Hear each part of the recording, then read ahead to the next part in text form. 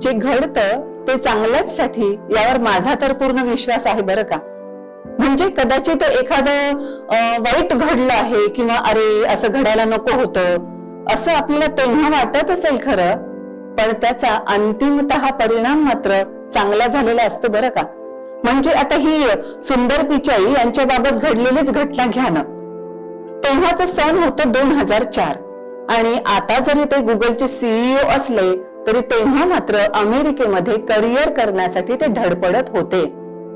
आणि एकदा असंच झालं, त्यांच्यातल्या एका परिचितानं त्यांना जेवणासाठी घरी बोलवलं. वेळ होती संध्याकाळी 8 वाजताची. यांनी पत्नीला फोन करून सांगितलं, तू तिकडून ये, मी इकडून येईन, मग आपण जेवण करूया आणि नंतर दोघं एकत्र घरी जाऊया.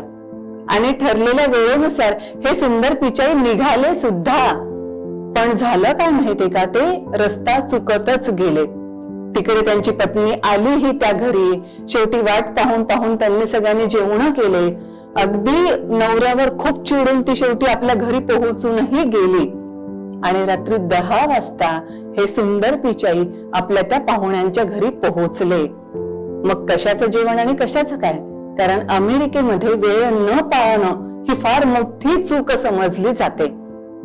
जेव्हा ते घरी गेले तेव्हा त्यांच्या बायकोनं त्यांच्यावर एवढं तोंडसुख घेतलं की आता तिच्यासोबत घरात राहण्याच्या ऐवजी आपण आपलं ऑफिस मध्ये गेलेलं बरं असं त्यांना वाटलं असावं आणि त्यांनी पुन्हा आपलं ऑफिस गाठलं. रात्रभर ते विचार करत राहिले, जर मी रस्ता चुकलो आणि मला एवढं सहन करावं लागतंय तर खूप जण असाच रस्ता चुकत असतील आणि त्यांनाही असंच खूप सहन करावं लागत असेल. मग हे कुणालाच सहन करावं लागू नये याच्यासाठी काय करता येईल. रात्रभर त्यांनी विचार केला आणि दुसऱ्या दिवशी जेव्हा त्यांचे सगळे टीम मेंबर्स आले तेव्हा त्यांनी एक नकाशा डिझाईन करण्यासाठी सांगितलं, जेणेकरून हा प्रॉब्लेम सॉल्व्ह होऊ शकेल.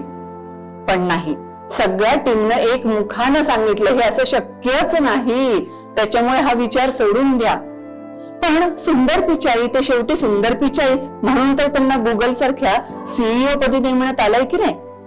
अशा परिस्थितीमध्ये त्यांनी भरपूर विचार केला, त्यांना सतत कन्व्हिन्स केलं. सतत 2 दिवस ते आपल्या टीम मेंबर्सना कन्व्हिन्स करत होते आणि शेवटी गुगल मॅप तयार झाला सुद्धा.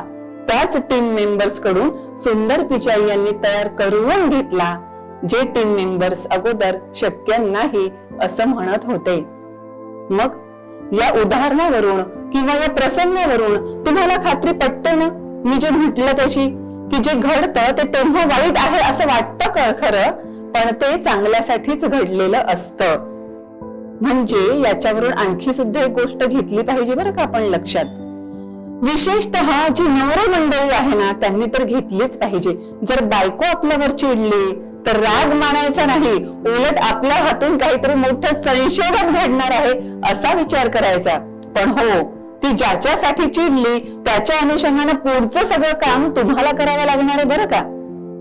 मग तुमच्याही बाबतीत असं कधी घडलंय का, जेव्हा ती घटना घडली तेव्हा फार वाईट वाटलं होतं, पण आता लक्षात येतं यस तेव्हा झालं ते एक वेळ बरं झालं होतं, म्हणून तर आता आपण असं करू शकलो आहोत. असं जर तुम्हाला काही माहित असेल तर अवश्य आम्हाला खाली लिहून कळवायचं आहे. थँक्यू.